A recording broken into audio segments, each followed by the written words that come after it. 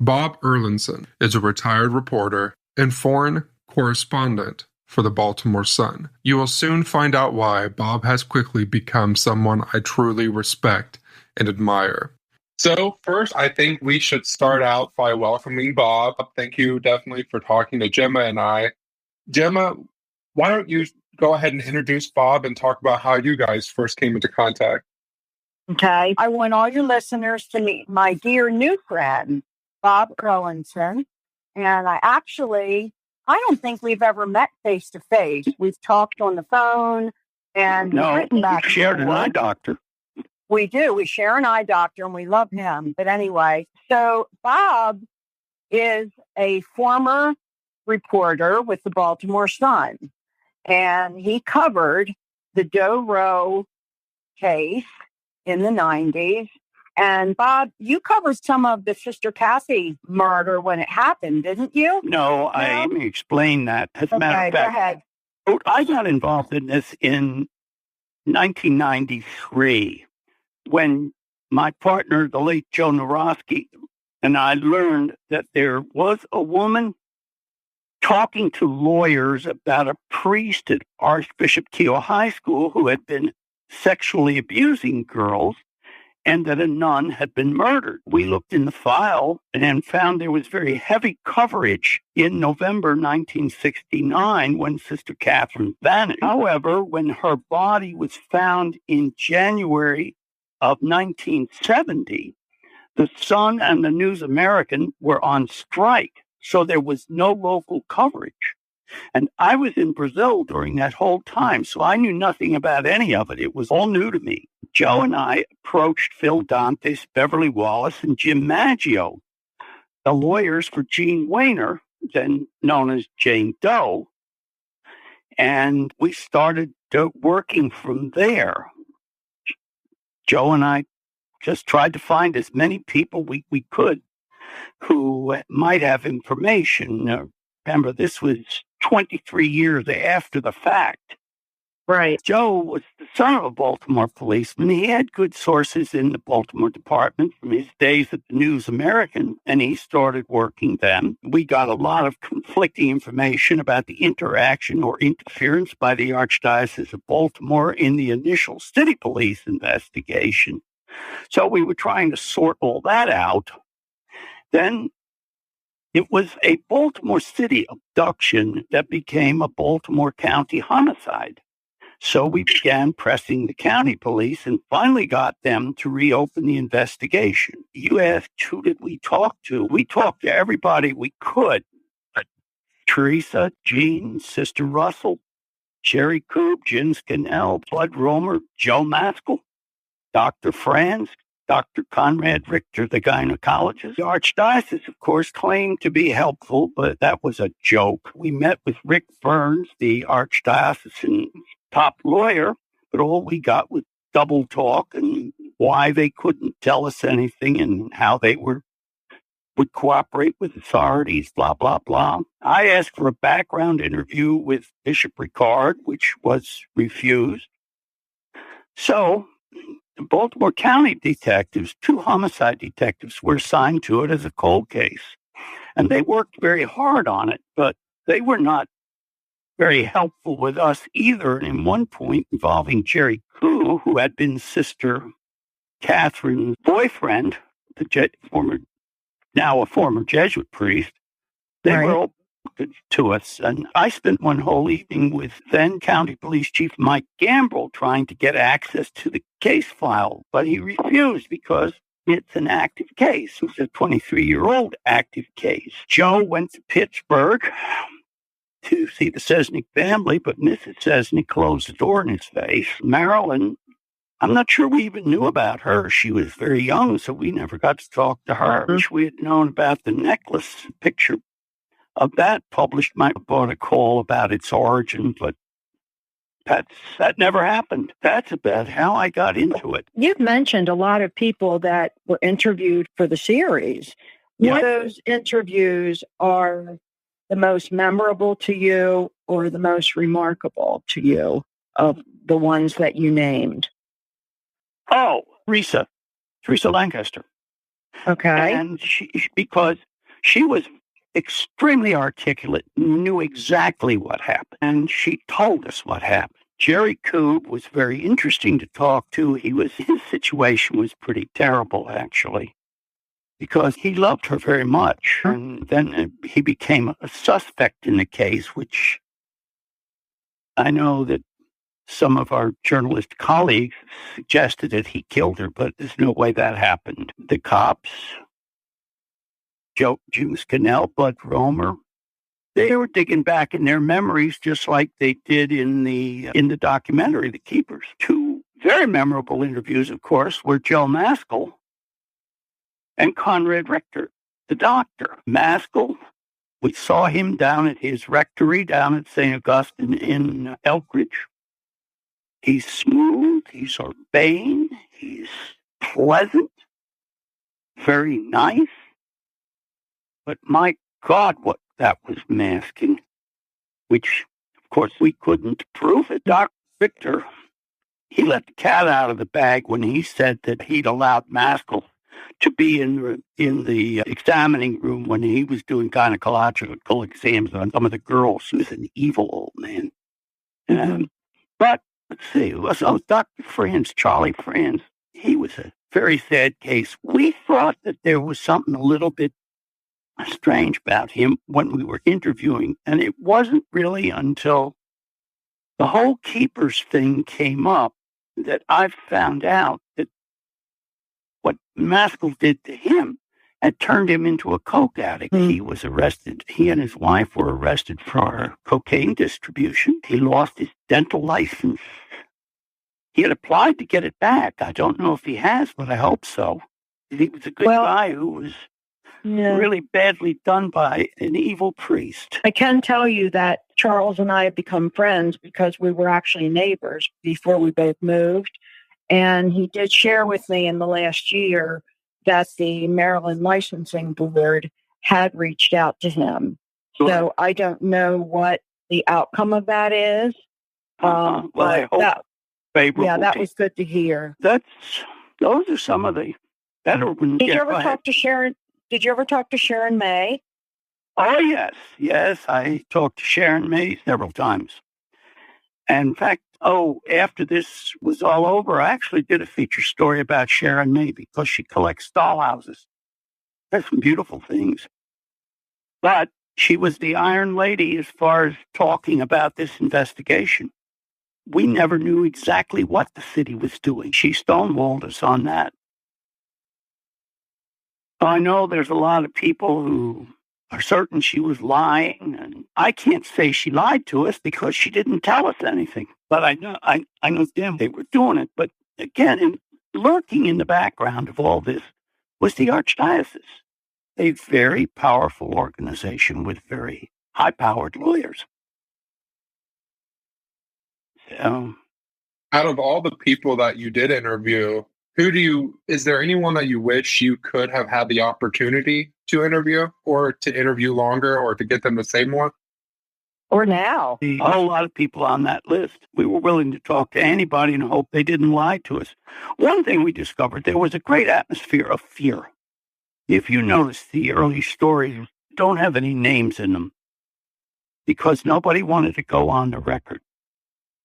And it took a while to get through to that. But one thing that was very surprising in the documentary, which the crew that did the documentary deserves just absolute plaudits. They did a marvelous job. I learned a lot from that documentary. And in particular, we knew nothing about these guys who came home with bloody shirts and claimed to have done something bad. I would love to get a couple of them in a room with Joe, who unfortunately is not with us any longer, and really try to put the screws to them and find out, were they BSing or what did they know? The documentary danced around that a lot, but it didn't reach any conclusions. I would also like to talk, it's too late too, to talk to Sister Helen, because When I went to her house, we had a very nice talk up to a point, but I could see she was very much afraid. She just didn't want to be dragged back into that thing after all those years. Can you remind me who Sister Helen is? Say again? Can you remind me who Sister Helen is? Oh, I think you mostly know her as Sister Russell. Okay, yes, okay. Yes. Kathy's roommate. Yeah, I knew her by Russell. I didn't know her by that name. That's why I was like, who is this? Bob, when you went to see her, she was married and had a couple children. Yeah. Can you tell us a little bit about what her life seemed like and her demeanor when did she know you were coming to interview her? No, as I recall, we found out that letting people know we were around didn't do any good. In fact, one funny thing that I must tell you, when we found out that Jerry Koob was by then a Methodist minister and living in New Jersey, we drove up to his house. So we got out of the car, marched across the lawn. He comes to the door. And he, at first, thought we were there to fix the air conditioning. So you can see what we looked like. And then we told him who we were. And then he closed the door. And we finally convinced him that we were not there to do a character assassination. What had happened, according to him, was that the Baltimore County homicide detectives had been there the day before. And they told him that we planned to publish Sister Catherine's letter, the famous letter. And we had a long time trying to tell him there is no way we are going to publish that letter under any. Then he talked to us. He was not as expansive as he was in the documentary, but he did talk to us and told us about her and what a wonderful lady she was. Did he show you the letter? I have the letter. You have the original or a copy of it? I hand copied it in the morgue. Okay. So you saw it in the morgue files and sat and rewrote it yourself? And copied it, yes. Was it handwritten or typed when you saw it? It was handwritten. That's what he told me. There was some question about that. He said, no, it was handwritten. Do you remember the date on it by any chance? Hold on just a second. Yeah, I've got it right here. I thought, and poor Jessica, she heard us. Poor Jessica kept saying, you sure you don't have any of the clippings or anything left? I said, no, those things went out the door years ago. And about 2 weeks ago, I happened to be digging under the eaves and there was a box. And I pulled the box out and it happened to be full of cut-out pages of my stories from the 90s. And guess what was all in there? All the clips and the letter. And it's dated November 3rd, 12:30 a.m. Now, does it have a year on it? No, but it's got to be 1969. Okay. Jerry shared with me that he received that letter from Kathy at the end of his year working at TIO, which would have been 1966. So that's interesting. He shared that with me on the phone not too long ago, that it was not the week before she disappeared. So that would have actually, November 3rd would have been 3 days before Kathy disappeared. No. Okay. And let me see if there's anything else that might. That sounds right. Let's see. Oh dear. Oh, I've got to see. Unfortunately, this is the days before cell phones, cameras where I could have photographed all this stuff. Sure. And this is where I got a whole ton of addresses. Fleming Moore, Carl Michael Berkheimer, George Eugene Brown. I don't know who these people are. I don't think I ever got to them. And I've got a pretty complete description of her appearance there. Yeah.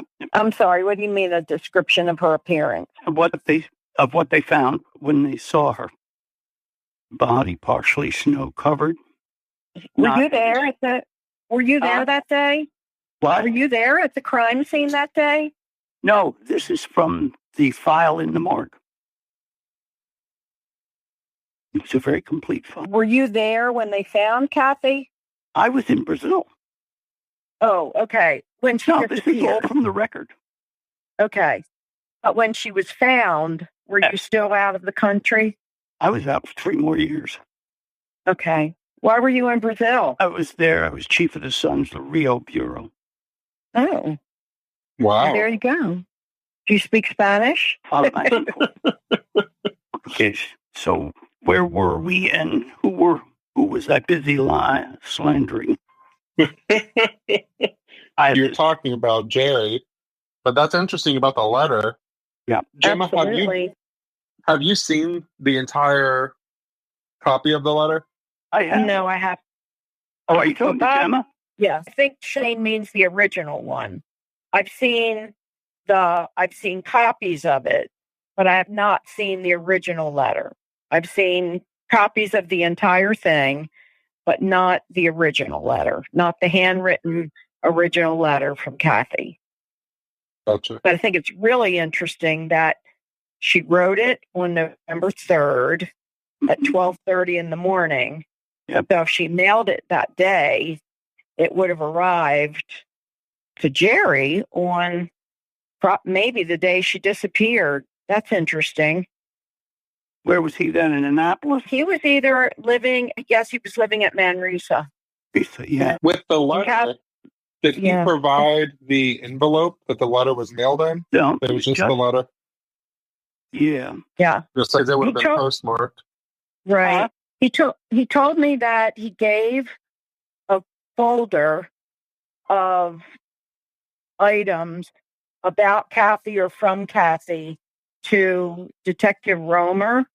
Yeah. And he never saw anything after that. He told me he gave the letter to Romer and didn't receive anything back again.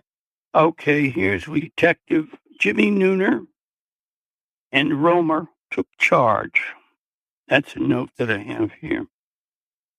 Who was the other officer? Nooner, Jimmy Nooner.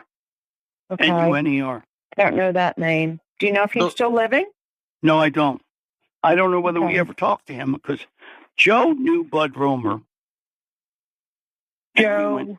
Okay, Joe Nowarski. Joe Nowarski, yes. Your partner at the Sun Papers. Yes. Yeah. Okay. Hey, Bob, what makes you think that the letter was written in 1969? I don't know. It is very melancholy. It's a very poignant letter. I don't know. It didn't have a year on it, or I would have written that. But it just logic tells me this was the last thing that she wrote. And when you were at the morgue, did it seem like that was the case? That's what the detectives believed as well? Yes. Yeah, that's what the letter was about. That's one reason why they were so hot why they considered him a suspect. And it makes a lot of sense that they would have considered him such a high suspect. Yes. If she sent him that letter a few days before, instead of what he's saying about 66. The weird thing is maybe if it was 69, maybe Jerry is miscalculating or not remembering correctly when he received the letter. I'm trying to see if there's any clue in here. I was alone Halloween night and all the next day. I had another long talk with myself about us. It was peaceful, don't worry. It must be on you, your time, and your deed is even more than I have ever had before. Yeah, I guess, if Jerry responded to this podcast, that would be wonderful. I don't know that he listens to these, but I did ask him specifically about when he received the letter and whether it was handwritten or not. He said, yes, it was handwritten. And Bob, you're corroborating that. He told me, though, he said, everybody's wrong about when I got that letter. I got that letter at the end of the first year I taught at TO. And he only taught there 1 year. Now, when would that year have it was the first year It was the first year that Keogh was open. Right. It would have been 65, 66. And then he must have been confused because he said he got the letter at the end of 67. Oh. So perhaps No. he's not recollecting correctly. Oh, I think he is. Yeah, I think he's off on the date. Let's see. I'm trying to see if there's... It's interesting, though, because Cathy, I knew her ways. She would never write a letter that had the date and the time and not the year. She was perfect. She was so meticulous about that, like a journalist would be. Let's see. But writing was her thing. And to put the date and the time and not the date, that seems strange to me. Yeah, that's strange to me, too, and I didn't even know her. Wait a minute. When did they meet? When did they start together? They met the first year, met before Keogh opened at a conference. And Jerry Jerry came to Keogh. Each of the Jesuits was expected to spend like a year internship as a teacher. Yeah, I got it for you. Okay. Okay, I grew afraid you didn't know me as well as you once did. One of the things that caused me fears the last time you were here was that you seemed so insensitive to what was in my heart and so very much like the, quote, first Jerry I met 3 years ago. There it is. Wow. That tells you when it was. I've never seen that rest of that letter then. It's very interesting because I've never heard that part of the letter. It's a long letter. I've got lousy handwriting. 1, 2,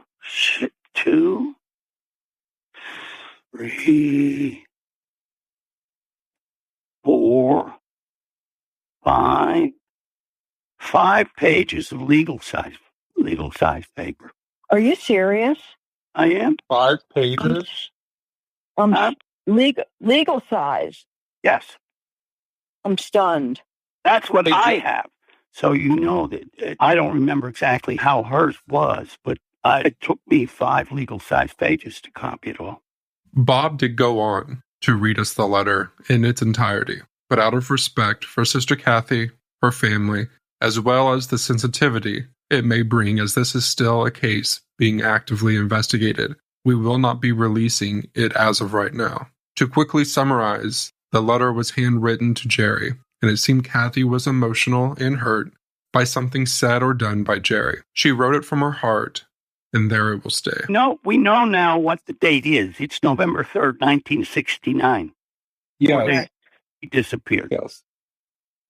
Yep. I'm like, I don't know about Gemma, but that just blew my mind. Me too. Like, I only knew the letter to be looking like a page. Me too. And then all of a sudden, Bob, you read that part, and we're just like, what? I don't know about Gemma, but I almost fell on my chair. Me too. I'm leaning back in my chair, and he said that when we met 3 years ago. I almost spit my coffee out and flipped my computer chair. So why don't we go ahead and talk about when the Keepers aired and you were able to watch it for the first time? I know that earlier you mentioned some of the things that the series linked that you hadn't known about. Yeah. Was there any more that the series linked, and what did the series and your previous knowledge combined lead you to think who was the person or the reasoning behind Cathy's murder? Joe and I always had I don't know if I made a note on this, but I can tell you, Joe always thought that Maskell killed her. I never did, because to me, it just wasn't his style. He was not going to get his hands dirty. But I am absolutely convinced that he masterminded it, and he got somebody who knew that area. Now, whether he knew who Sister Catherine was, I have no idea. But I don't know if either of you have traveled to where her body was found. But yes, I have. You got to know it's there. It's not a place where you ride around with a dead body in your car and you say, hey, that looks like a great place to dump a body. Very out of the way. And at that time, it's all grown over now. It was actually pretty grown over when I was there in, 1993. So I'm sure now, if it hasn't been developed, probably heavily wooded. Because looking at the pictures, which you've all seen of the area, there was a lot of bare space. But when I was there in 93, there wasn't. And the fact of the car has been stuck in my throat for all these years, because whoever did it with the car, we don't know whether she was abducted as she drove home or somewhere along the way. I lean toward the theory that she might have arrived home and whoever was there was waiting for her. Actor got in the car, drove off, did whatever he was going to do, dumped her body, brought the car back and left it across the street. Why? I don't know. Unless it was as a signal to maybe Sister Helen. See what happens to little girls who talk. All of these are possible.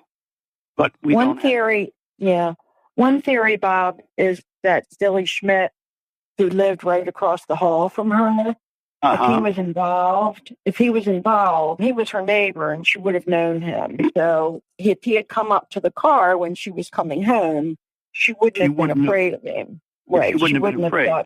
He wouldn't have been a stranger. And we didn't know anything about Billy or Edgar or any of those. If he needed a way to get home, her car was it.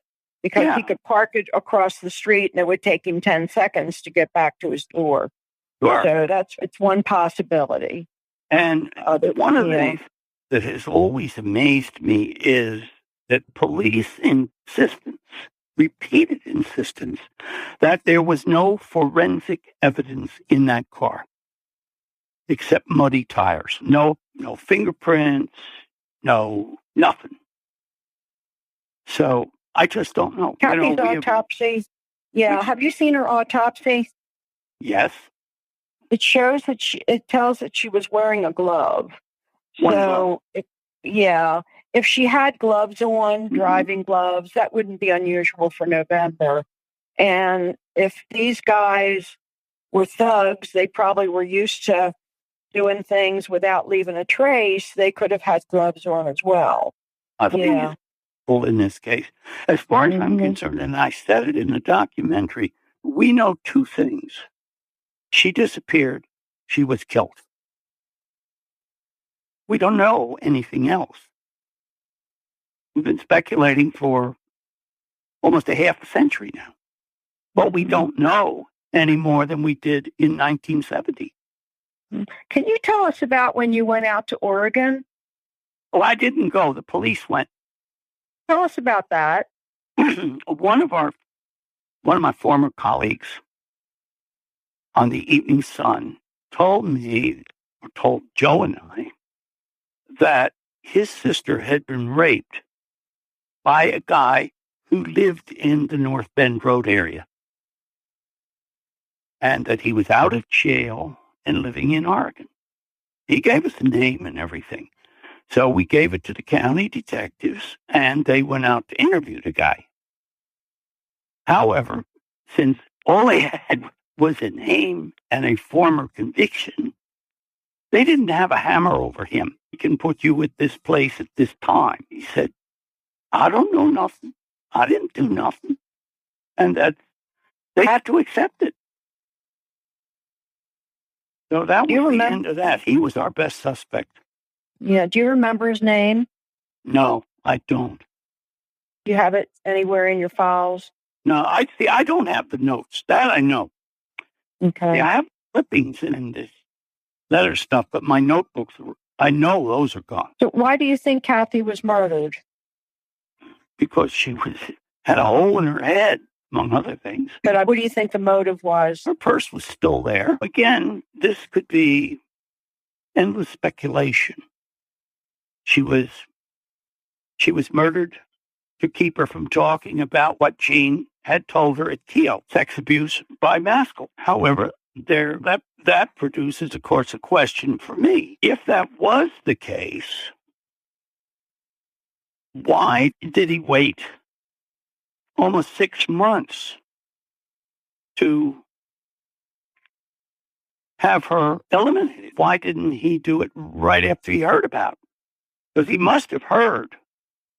And the other thing is, one of the great mysteries of this, and nobody's come up with an answer to it, who did Sister Catherine tell? If anyone. Did she go to the principal of Keogh, who, according to what we were told, was a good friend of Maskell? Who did she talk to? Because Maskell remained there another, 5 years? And Yes, God knows he what did. he did in that time. Right. Yes, he So- did. We just don't know. Are you guys both surprised that Jerry says that Cathy never told him about the abuse? No, I'm not surprised. I'm not surprised. I get a feeling that she probably wanted to quietly sound out people. But you see, of course, this whole thing was interrupted by the fact that she and Sister Helen left the convent and went to the apartment and to the private public school. So she wasn't at Keogh anymore. And why ultimately did she leave? There's a lot of speculation about a social experiment, or was that a cover for something else, or were they told her family? Yeah, she is now deceased. We had an awful time getting this story in the paper.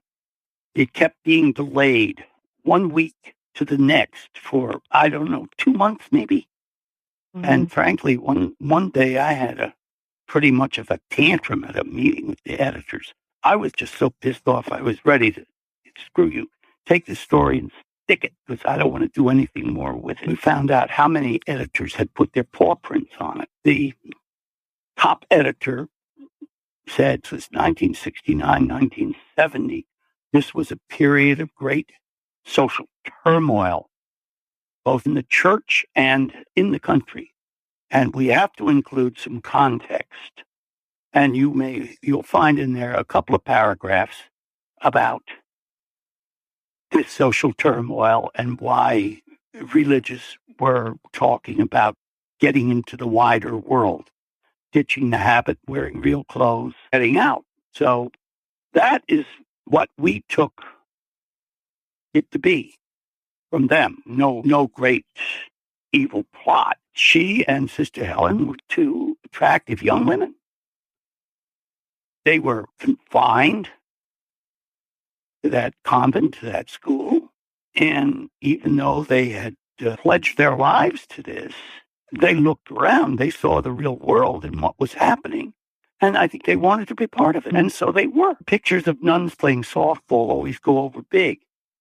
But that doesn't get them out of the convent. It's interesting because Cathy said to her family, they were disappointed, of course, when she left Keogh. She said to her family, it's more dangerous for me to stay at Keogh than it is for me to work in a public school setting. I've never heard that before. Yeah, her sister told me that. Well, I wish we could talk to her. Yeah. Cesnik just shut the door on Joe. The other thing is that the summer she left, she and Russell actually spent a lot of time at conferences and visiting their families, so that from the time she left in June until the day she disappeared in November, there wasn't that much time for her to be living in that apartment. People think it's fun and having lots of parties, and there wasn't really that much time that they were living there. Oh, the public started in September. Yeah. So, a couple of months was living there, and I'm sure they were social. Yeah. But nobody that I know of, unless the cops have it somewhere, has come forward to say Sister Catherine went to so and told her this, or anything like it, because Maskell stayed there. Nobody did anything to him. In fact, I had two sets of neighbors, both of whom were teachers at Keogh. And one was named Ball, and the other, oh, sure, they moved away. I think their name was Cruz. He was from Cuba. And we had the Alice Deloria. Did you ever know her? Her mother. I'm sorry. You Her said mother that. was school secretary, and Alice went there as a teacher, young teacher. And she said her mother warned her, stay away from Maskell. What was the last name? Let's see. I think I may have emailed this to you and Abby. Her name is Laura now, but I don't know what it was then. And you said they were whose neighbors? Who neighbors? Yeah, I had two sets of neighbors. The parents of my next door neighbor met as teachers at Keogh. I think they. Oh, I remember. Yeah, I remember Mr. Ball. His son and daughter-in-law lived next to me.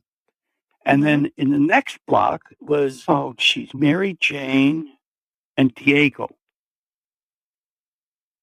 Diego and Mary Jane. I can't remember their last name. You have a good memory, though, Bob. Jeez. They lived in fact, they introduced Mr. and Mrs. Ball, who both came as young teachers. But I think they came, now I don't know, Diego and Mary Jane may have been there, but I think Mr. and Mrs. Ball came at the end of this, maybe in the beginning of 1970. Who's got the next question? Well, you're answering a lot of them, but I'm wondering if you want to talk about whether or not you think what's happening. First of all, we're hoping and we believe that a lot of the women who are coming forward to the Attorney General are doing it because they got courage from the women in the keepers. We're interested in your perspective on what's happening, both in Pennsylvania and what you predict is going to happen here. And if you think there's a possibility of learning who killed Cathy because of it. It's possible with the new DNA technology. I don't know what got to play with. Now that Gary Childs is retired, I don't know what the police department are doing. We're getting close on to 50 years now, and nobody has been unconfessed. No, we don't have a confession. Nope. Wish we did. I remember I did one story at the time. You probably have seen it in the file. With Sam Bowerman. Lieutenant Bowerman was the behavioral science expert for the Baltimore County Police. He did a profile on the killer as he saw it.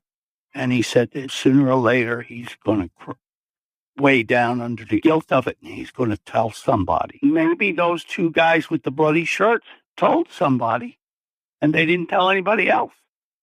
Could be. And one of them committed suicide and the other one is not well.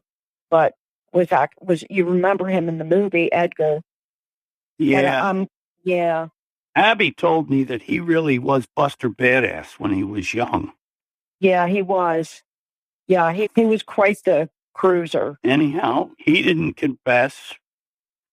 And so it is as it was. However, I've discovered the joys of polemic since I got on Facebook with this thing. As you probably know. Of what? The joys of what?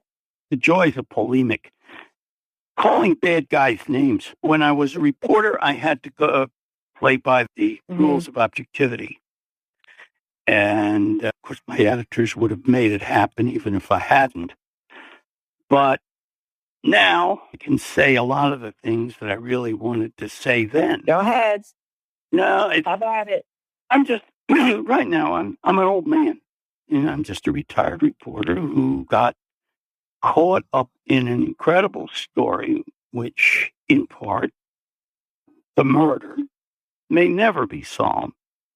And in another part, the sexual terrorism by the priest and bishop may be on the road to overdue exposure. What comes out of this, to me, is something worldwide and tragically much larger than Sister Catherine's death. I just hope she did not die in vain. But let me see. I made a couple notes here. You asked me what was my perspective on the Pennsylvania report and its impact on Maryland. First, I can't say enough good things about the Pennsylvania Attorney General.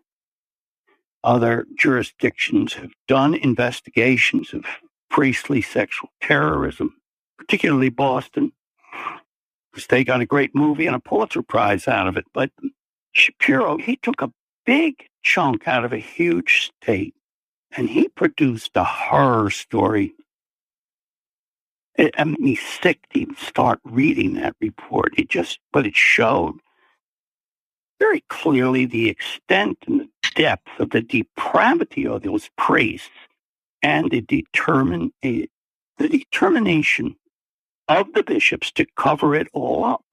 And of course, it was all done in the name of protecting the church as an institution. The Catholic Church has done this worldwide. So it truly is a universal church, universal in its perversion, and it will continue to cover up wherever it can. So as far as I'm concerned, one thing that Pennsylvania apparently has gotten pretty well started on is a repeal of a statute of limitations on child sex abuse cases. Too many of these bishops and priests have just escaped prosecution because of it. So I don't know how far Attorney General Frosch plans to go with this investigation, but he needs to put on the record, as Pennsylvania did, the history of abuse so the people of Maryland can understand the corruption that has festered within the Archdiocese of Baltimore for decades. Pennsylvania, Shapiro went back 70 years. So I'm sure that if Frosch sets his mind to it, he can do the same thing. And I understood from Lori's letter that the Archdiocese is going to cooperate voluntarily in this investigation based on their past history. In my dealings with the Archdiocese of Baltimore, I wouldn't trust them as far as I could throw the basilica. I wouldn't trust them to volunteer all the records from as far back as possible. I firmly believe that subpoenas are the best way to get them if they haven't already been shredded. As far as what will happen in Maryland with the church, my cynical, evil twin, the cynic, who is right 9 times out of 10, says probably not a lot. Baltimore is at heart a Catholic city, and the Archdiocese remains a major power in it. So I would like to see its power degraded to be just another religious sect among many sects here in Baltimore, and not the political power it has been in Maryland and around the world for centuries. There's no reason why the Pope should be treated like a king or an emperor, although in fact that is what he is. I've wondered for many years, how could anyone respect an institution that has tolerated and condoned such incredible evil as the Catholic Church has done, and then covered it up as a matter of policy, given what we know about how the sexual terrorism continued. The perpetrators were promoted to ever higher offices, given them more opportunities to conceal their actions. Who can look at any man wearing a Roman collar and not wonder, is he one of them? Is he a child molester? The priesthood is a closed fraternity, and I am absolutely convinced they all knew what was going on. But for decades, nobody ever talked. It was kept very quiet. And the priests might complain to bishops, but that's an exercise in futility because they were concealing it, again, in the name of God and to protect the church as an institution. And personally, this is a greater sin even than the abuse by the priests. And I would be delighted to see a large number of bishops in orange jumpsuits, because they allowed these terrorists in their dog collars to just destroy untold thousands of lives around the world with their, I call it, godless hypocrisy. The Pennsylvania grand jury report, I don't know if either of you read it, but it was just beyond shocking. It was sickening. And it just showed a level of depravity and sadism and cruelty and absolute art of anything but their own gratification. And to me, it's just unimaginable. The hierarchy of the Roman Catholic Church, from the parish priest to the top ranks of the Vatican, has just given a whole new sinister definition of the words hypocrisy and immorality. On one hand, they prance about in their rich vestments, they waft incense, chant prayers, they preach the word of God, the adoration of the Virgin Mary. I wonder what she thinks of it all. They set strict rules and regulations for the poor, the deluded faithful who are too devout, too ignorant to realize that it's all just ecclesiastical theater. They're the extras in the church production. They provide the finances for the excesses of the priests and the bishops. They proclaim their own goodness as the voice of God, and they demand strict morality from their congregations. But then these priests think nothing of buggering altar boys in the sacristy or raping teenage girls at a parochial high school. But of course, it's all in the name of God. You know how that is. We have monsignors, bishops, cardinals, even popes who knew.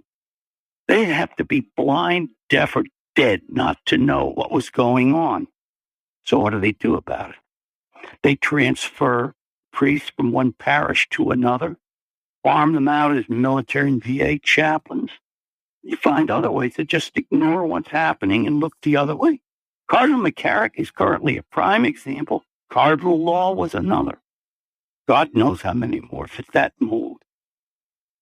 The Roman Catholic Church is ruled with fear, guilt, and strict discipline for centuries. And in my opinion, the universal church is so corrupt universally that it owes the entire world an abject apology, because this rampant sexual deviance has been reported every continent and many countries on each. So what has the church done to drain its swamp? Very little that anybody knows about, because it's a cult of secrecy. But things have finally gone too far, and now that boil has been lanced, and the pus that is the Catholic hierarchy is being exposed. But it will take the official government action to bring this evil to light. I hope Maryland Attorney General Brian Frosch brings the hammer of God down on the Archdiocese of Baltimore. As Jean said, FTB. End of speech.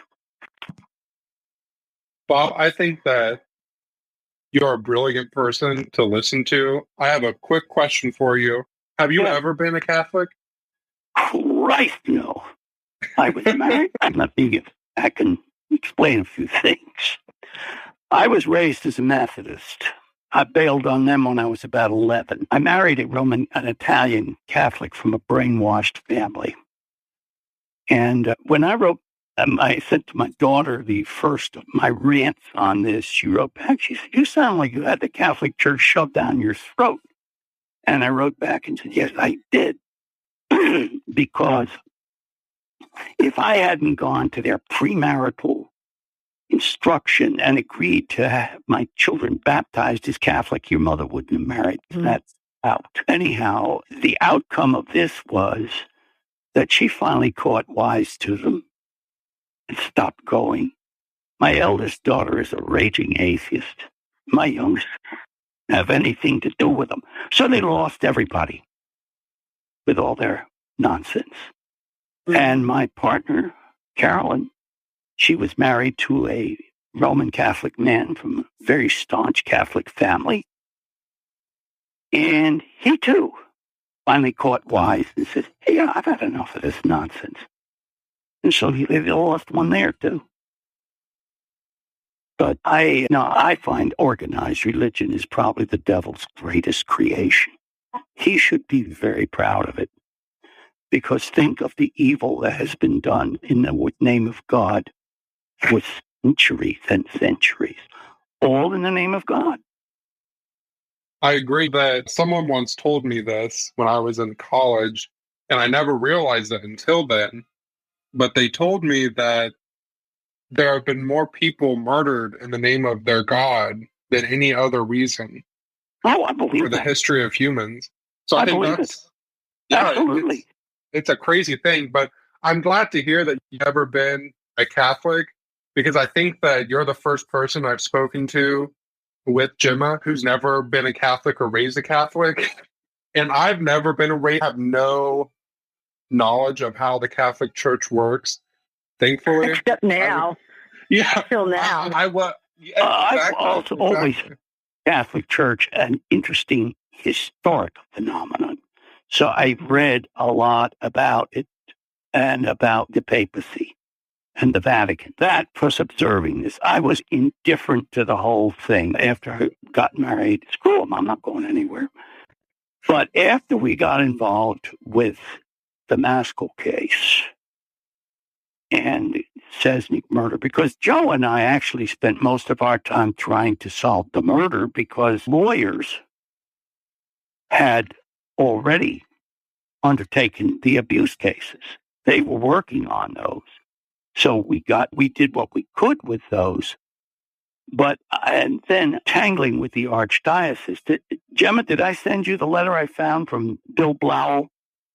I tried to talk to him, and I said, what do you want to say? We'll put you in the movie, and I didn't get a response. So, anyway, yeah. Unresponse is part of his thing. No response, yeah. And then Sean took over from him, right? Yeah, I guess. I don't know anything about her who lies for the archdiocese. I don't know how punches. I don't know how they can look at their children. I don't know. Bob, can I ask you a question, a different question? Sure. Where did you study journalism? That's a good question. When I was in high school, I worked on the high school paper, and in the senior graduation, they always have this prediction for the class. And my prediction was that I was going to become a foreign correspondent for the New York Times. And that was always enjoyed later. They got the job. They just got the paper wrong. And Ernest Hemingway told me that when he said, you will have one hell of a lot of fun, but you will never get rich. And he was absolutely right on both points. Hemingway told you that? Yes, ma'am. Wait, you knew Hemingway? Did. Met him in Venice. Get out of here. I'll send you a picture. I'll send you this. All right. I'll send you the story I did on his 100th anniversary. Okay. Did you actually go to college and study journalism? I went to Hoskins, which did not have a journalism major per se. But while I was there was an educational experiment. Dr. Detlef Bronk was the president of Hopkins at the time. And what he did was create a school of writing, speech, and drama. And within it, they had these various writing courses, which is what I took. But it wasn't a journalism degree as they have now. If you go to the University of Maryland, you get a journalism degree. They call it mass communications, something like that. But anyhow, I never worked on the newsletter at Hopkins. No, but when I came out of the Navy, the Sun at that time would hire young reporters who had no experience and grow their own reporters. I don't think they can afford to do that anymore. No. Did you work with Tom Nugent at the Sun papers? Were you there at the same time? We were there at the same time, but he worked over in the features section. He was married to a girl named Kathy Lally, who they divorced, and she since married a fellow named Will England and won a Pulitzer Prize. So what department were you in? You were news. He was morning news. Morning news. You should write your memoirs. Oh, I got no memoirs to write. I don't know. Shane, what do you think? I would love to read your memoir. Me too. I just like, Bob, you know what? I love listening to your voice. It's like you have such a good voice for narrating. I wish you would do books on tape and I would buy all the books. That's great. I'm serious. You have a great voice for narrating. Don't you think so, Shane? Yeah. It's like a really good voice. There was something funny I wanted to tell you that, oh hell, my senile brain doesn't always pick up on things anymore. No, I don't. That's okay. Now, are we at the end of this good stuff? There's a couple more questions that I wanted to bring up really quick. Go ahead. Bob, first off, I think you're my new favorite person, shortly behind Gemma. Just Oh because my God. I think the same thing, Bob. You know I love you. Thank you. I love Bob. I love Bob. I just love how honest you are, and you're very well spoken. And I think that's something that Articulate. Well, Wasn't that what yes. Barack Obama was? Yes. But that's also why I love Gemma too. But I know that both of you have seen the autopsy report for Sister Cathy. Is it fair to say that there was no evidence, or at least in the autopsy that you guys were privy to, of sexual assault? No, wait a minute. Hold on. I got it right here. See. I'm glad I didn't throw all this stuff away. Oh, here's where they tried to subpoena me for the Doe Row trial. They wanted the tape of my interview with Conrad Richter. Asshole he was. Who was he? Huh? Richter. Who was Christian Conrad? Richter. The GYN. Oh, it's the doctor. Yeah. Yep. Wait a minute. Here we go. Let me see. I have the autopsy report here. I think it was inconclusive, wasn't it? Because of let me see. because there was so much decomposition from animals. Yes, there was. Yeah. It was pretty gruesome. The kidneys are normal size, no kidney stones, renal, pelvis, urinary bladder, and ureters are without special note. The mutilation of the uterus and the adnexa post-mortem by animals has been described above. The lower portion of the uterus, as well as the cervix and the vagina, disclose no evidence of antemortem injury. The lower portion of the vagina is mutilated post-mortem by animals. No, there isn't, but somewhere I read that there was. Here we go. Here it is. I knew it was in here somewhere. This is Dr. Spitz. This 26-year-old white female, Catherine A. Cesnik, died of craniocerebral and neck injury sustained as a result of blunt force impact. In consideration of climatic conditions during the time since the deceased was first reported missing, it is considered that postmortem changes observed at the time of autopsy are compatible with a 2-month postmortem interval. The liver alcohol content at the time of autopsy was negative, suggesting that the deceased had not been consuming alcoholic beverages prior to her death. The internal genital organs had been mutilated post-mortem by animals, and there was no evidence of antemortem injury to the vagina or the lower part of the uterus. However, the disarray of the clothing of the deceased suggests a sexual background to this killing. So he's kind of, it's possible, but not, you can't say Prove it. Definitely. No. Circumstantial. Yes. Okay. Now, many a man has taken a long walk on a short rope due to circumstances. So what did you say? I said many a man has taken a long walk on a short rope because of circumstances. So that's that. Now, you had another question, Shane. Yeah, earlier, Gemma had made mention, and we were kind of talking about how it's possible that whoever left the car could have been wearing gloves. Yeah. Because, of course, we are under the assumption that there were no fingerprints left. Yeah. What? I mean, and you've been a reporter for a long time. In the last recording that Gemma and I did, we briefly spoke about this. But, of course, we know that in the car, although there were no fingerprints, there was the weed that was left on the famous twig. Yeah, in the car. Yeah. Do you find that to be extremely weird that they are going through the process of ensuring that their fingerprints aren't being left on the steering wheel? I have no explanation for it. Weird, yes, but I have no explanation for it. For some reason, that just I don't know why, but that I know that Gemma has dealt with this for a long time, but I cannot get past this. I can't get past it that they're so careful not to leave fingerprints, but that's left. To me, that would point to this is more of a message of some kind.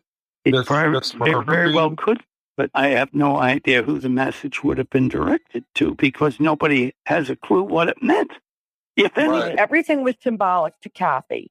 If she left that there, I don't know how she did it, but if she did, it was probably to let whoever found the car know that this was typical of the area where she was taken, because it was a long piece of dried grass. Okay. The other thing is that it was not a twig, it was grass. It was a long piece of grass, like you'd almost find at the beach, like seagrass. I think whoever abducted her pushed her over from the driver's side to the passenger side, and she knocked the trash over. Yeah. Which leads to the theory that she arrived home and was ambushed. And it's possible it could. I think it was 3 men. I don't think it was 2 or 1. I think it was 3, but that's my theory. And no idea. I don't know anything more than the rest of you, but if somebody else left it, to me, it's almost like an insult saying, yeah, here's where we left her. See if you can find her. Like showing off. Out of everyone who is still alive, you know who the person that I would love to be able to talk to? Who's that? That is Father Maskell's sister. I got a funny story about that. But go Maureen. ahead. A woman was in a hair parlor, and she and the stylist were going on and on about the keepers and Father Maskell and, what a demon he was, blah, blah, blah. Woman in the next chair was sitting there very quietly, taking all this in, not saying anything, not looking real happy. So anyhow, the woman got up and left after she was finished. She finished first, and she left. And apparently the store manager came over and said to the other woman and the stylist, do you know who that was? No, that was Father Maskell's sister. Wow. So I don't know where that happened, but it was maybe 6 months ago. So, Gemma, now we're going to continue the question and answering. Again, for all the listeners out there, if you're listening to the series and you have a question or you feel like we should revisit something or dive deeper into something, definitely let us know. You can do so on the Facebook page, on both ours, the podcast, and the Keepers, because we do post the episodes there. You can also email myself at shane@shadowspod.com. And we're going to continue with this, just that we make sure that we try to keep the discussion open and answer the questions that people are coming up with. Let's go ahead and jump in. The very first question is, could the FBI be forced to release its Malecki files? How can it be legal to just keep putting people off when it's supposed to be public information? And of course, now it's been more than a year after The Keepers aired, and The Keepers had been filmed, was it 2 years prior before it was released? 3 years. So, right. Of course, when The Keepers aired, it had already been a long time before you had gotten to be able to get anything back for those files. Correct. So to today, it's almost October in 2018. Have you guys gotten the Malecki files? No, the FOIA request was submitted 4 years ago, October of 2014. And Abby was responsible for doing the paperwork.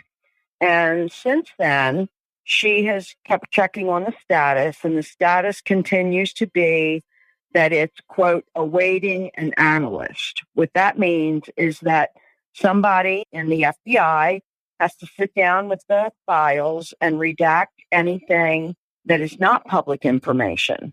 Now, the Malecki file is 4,000 pages, so it's huge.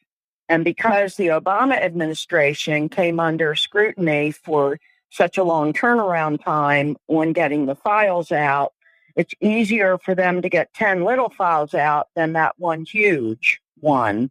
And so it would still be counted as one file. So it keeps getting pushed back.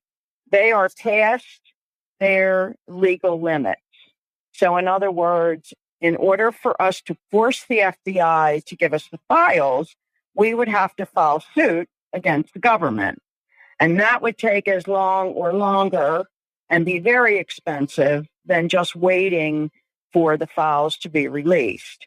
Right now, it's our understanding that the FBI has taken a brand new look at the Malecki case, is re-investigating the situation, doing interviews over again. And so it's probably going to be longer. Abby said the outside limit they gave her was that it would be the spring of 2019, which is about not quite a year from now. So we're still waiting, but for us to try and force the issue is not going to be effective.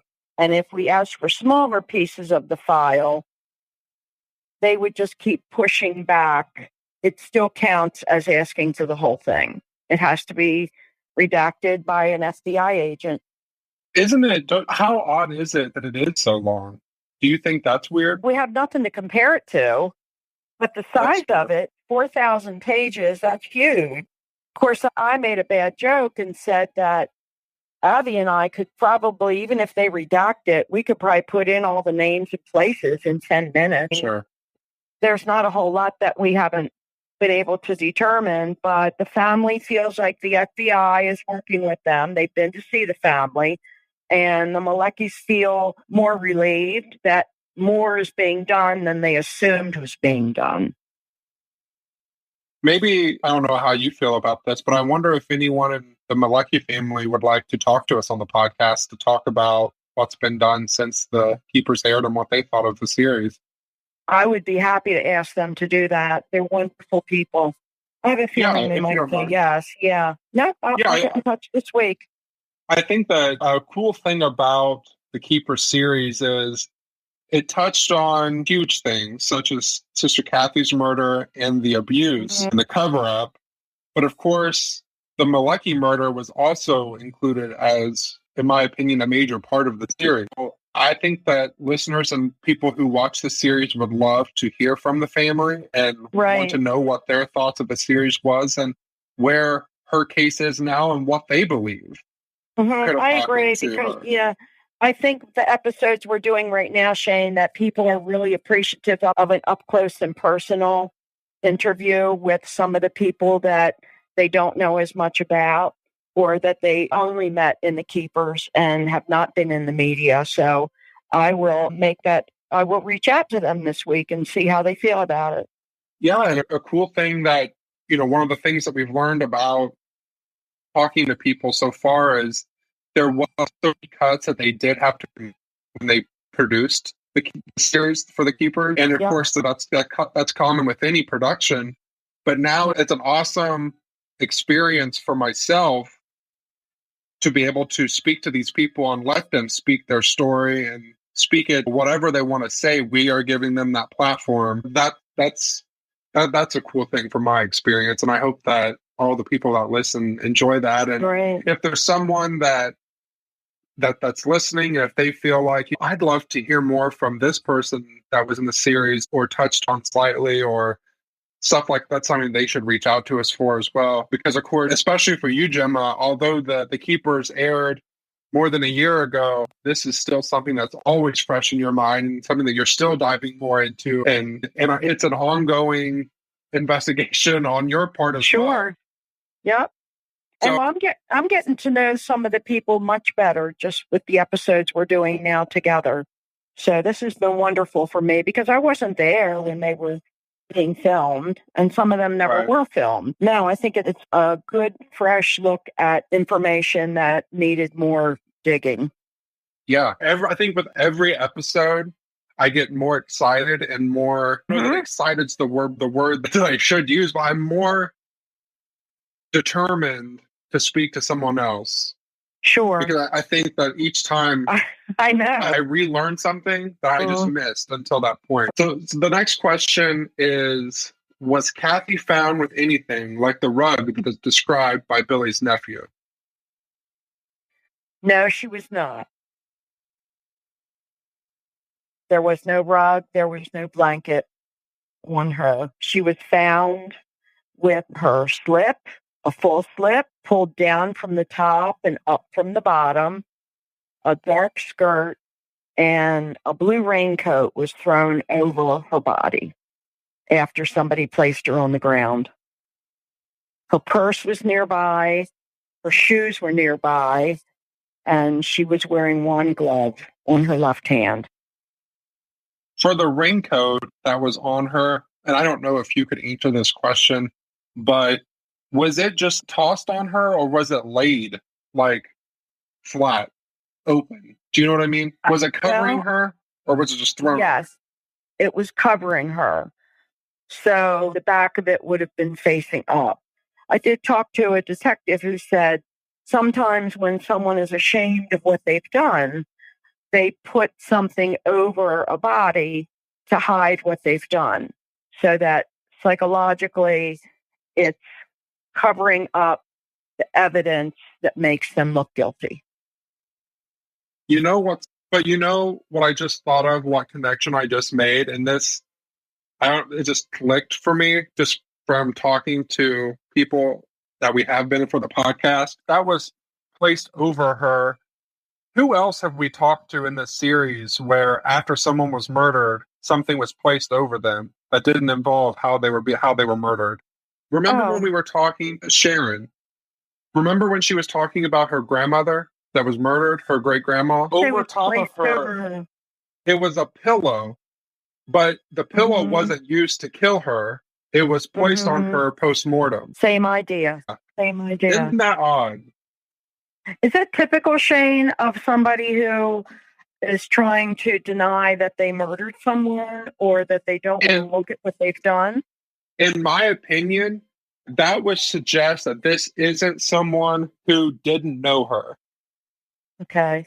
Because if someone just picked her up with the thought of robbing her or sexually assaulting her, and they didn't know who she was or they didn't have any connection to her, they probably would have done their crime and left her.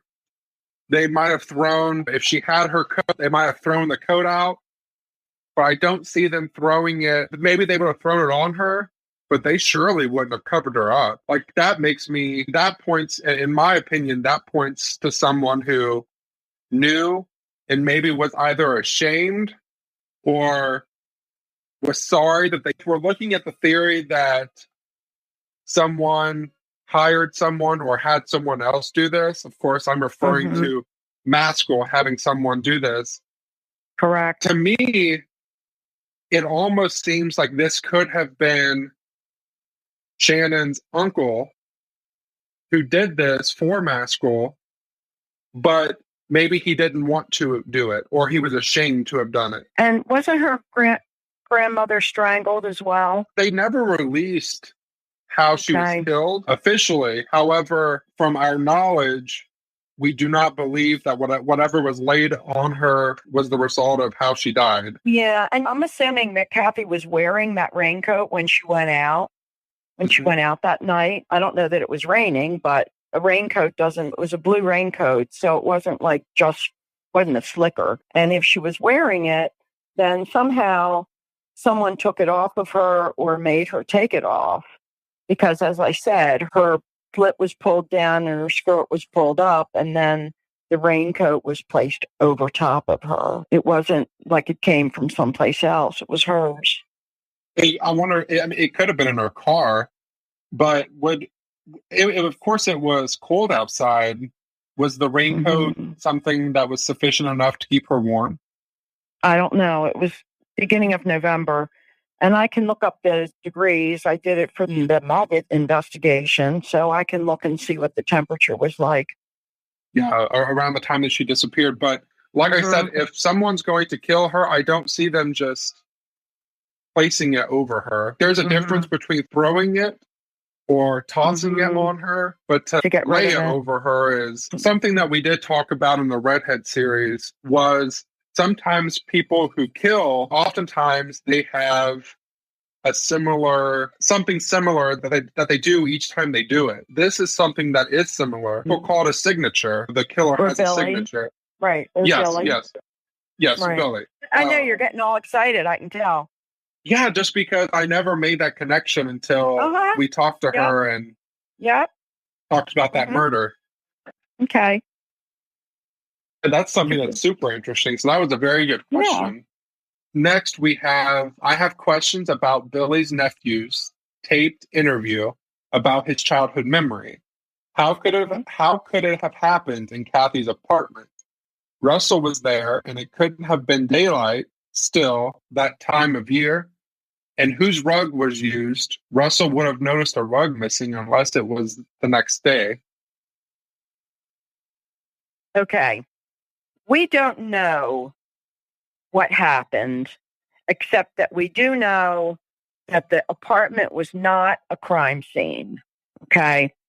There was no blood, nothing found in the apartment that would have indicated that any foul play happened there. Now, Brian, who was Sharon's younger brother, was very young when this happened, like maybe 5 or 6 years old. And he is deceased. His tape is in the keepers, and you can hear him talking. And we don't know how his story gels with any other story. I am going to speculate, because I came up with an idea of how it could actually fit, that if after Cathy disappeared, if Billy and Edgar and or Skippy were involved, it's possible that Billy and Skippy may have had a key to the nun's apartment because they were neighbors. My neighbors have my key. And after the police were gone and everything settled down, after Jean saw Cathy, which was a couple weeks after she disappeared, it's possible that one day, this would have put it into daytime, the men went and got a blanket from the nun's apartment. I don't think they took a rug, because a rug would be noticeable if it was missing.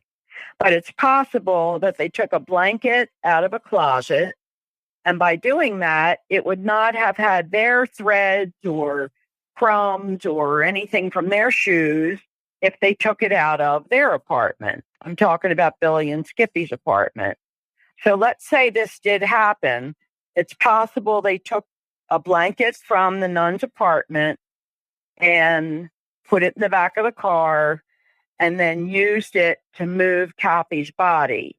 I always felt that Maskell may have panicked after he took Jean to see Cathy's body, because Jean could have brought someone back there, and that would have been it for Maskell. So I do think Cathy was moved probably shortly after Jean was taken there, which was in November. And it is possible that Maskell could have had those men move her wrapped up in a blanket from her own apartment. The blanket was not found, to my knowledge, on the scene. Now, the police may have a blanket. We don't know everything they know. They don't tell us much, but that's my theory. If it happened, I think it happened after she was already gone. I think you answered that fully. Good job, Gemma. That's my theory. But we don't know, because Brian was very young, and now he's gone. Yeah. So the next question is, who is still alive that Edgar could be afraid of? He was obviously lying and knows something about Cathy's death, but to me, he looks terrified. Maybe Brother Bob is still alive and has threatened him? That's possible. Who else could it be? Let's both talk about this one. I guess police.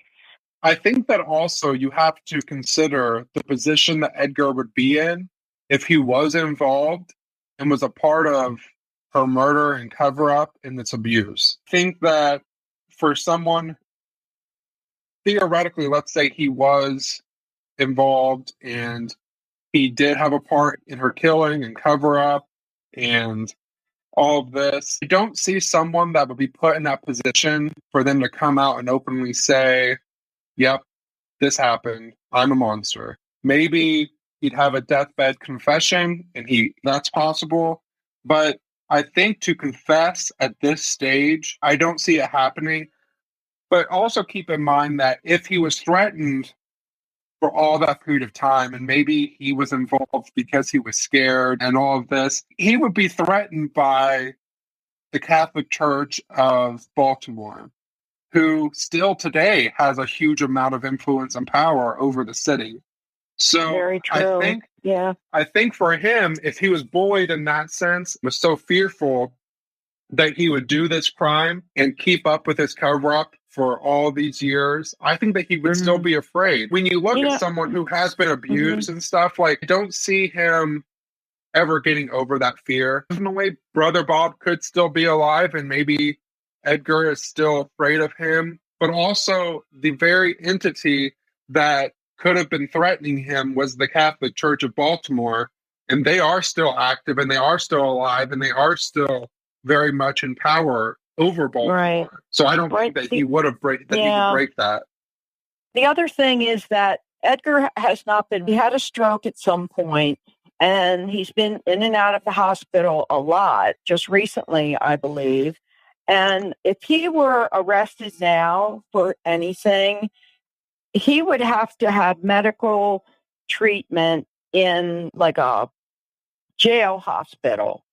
So I think he is trying to live out his life free.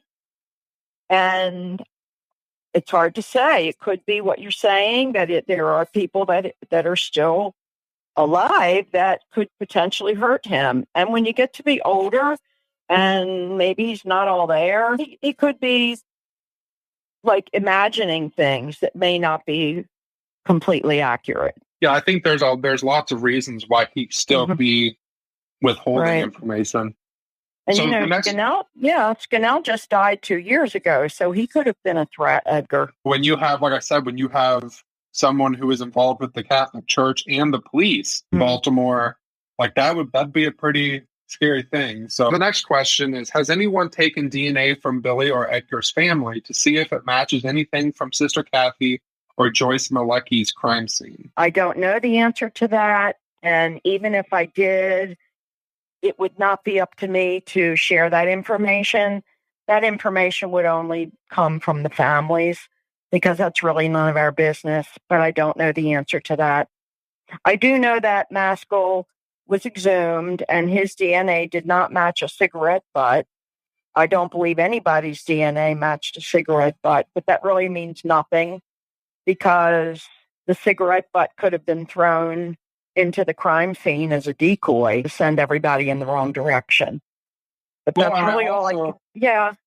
I think we should also add that at no point in time did any of us believe that Maskell did this on his own. From everyone that knew him and that were abused by him, that's a common theme, that they all believe that he wouldn't have gotten his own hands dirty from this. So I don't think that any of us was surprised when his DNA wasn't a match to that specific type of DNA that was taken. And of course, from Joyce's standpoint, we don't know much about the evidence that they have in her case. Is that correct? Her family has said that most of the evidence is gone, that it gets to a certain point when it is, I don't know if it's destroyed or what happened to it, but they're dismayed because apparently her clothing and everything is no longer available.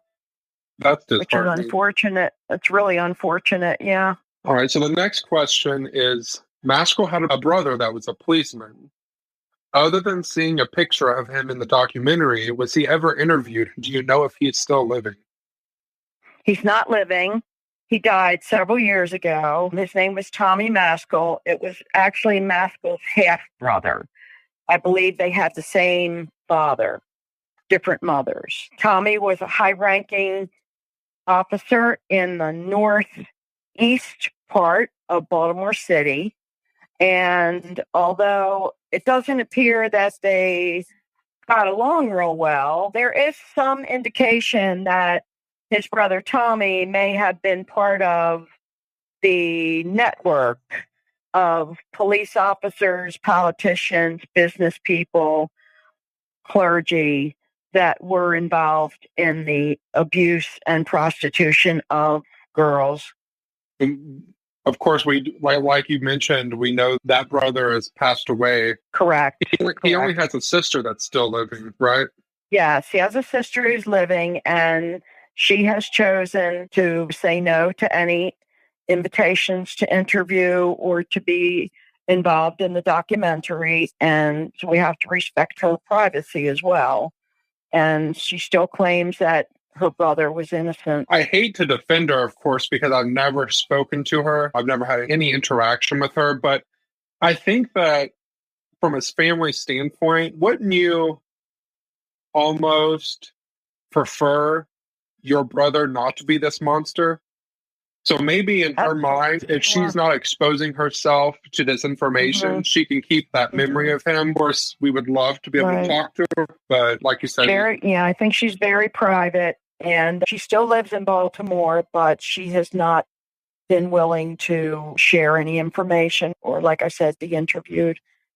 All right, so our last question for this episode is, has Jean recovered any more memories, and how has she been coping since the release of the documentary? I can answer the second question. I keep in touch with Jean on a fairly regular basis by email or occasional phone calls. She is working on her recovery, which is something we all should do, recovering from whatever is tough in our lives. She is working again. She is a Reiki therapist and a life coach, and she's been active in that again. She's very cautious about accepting invitations to do public speaking. She analyzes the situation very carefully and makes her decision based on that. I do not know what she has remembered, if she has recovered memories in the last year, because that would be something that would be important for her to share with the police and with her therapist and her family, not with the public, because this is still a very active cold case.